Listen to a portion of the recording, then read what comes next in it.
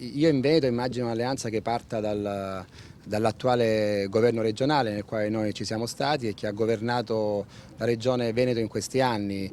Le questioni poste rispetto ad alcune alleanze obiettivamente ci sono, nel senso che nei giorni scorsi NCD ha comunicato una prospettiva di governo fino al 2018 con il centro-sinistra a livello nazionale. Avviare un'alleanza con NCD che a livello nazionale appoggia il governo di sinistra è una cosa che deve essere chiarita. Raffaele Fitto, leader del movimento dei ricostruttori di Forza Italia, arriva a Padova per parlare della delicata questione delle alleanze in vista delle regionali e in Veneto bisogna ripartire proprio dall'attuale giunta che ha governato finora, dice Fitto. Con la Lega abbiamo un terreno comune che è quello dell'alternatività al governo Renzi.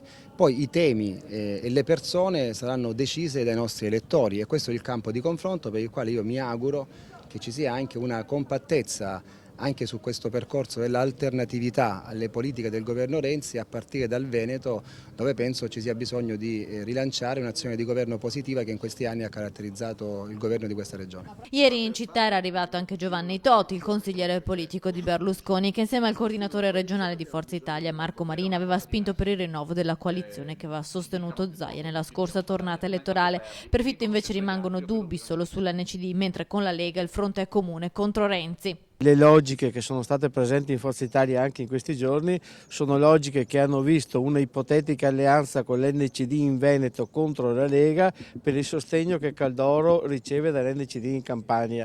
Mi sembra una logica tipicamente medievale e non legata al rispetto dei territori.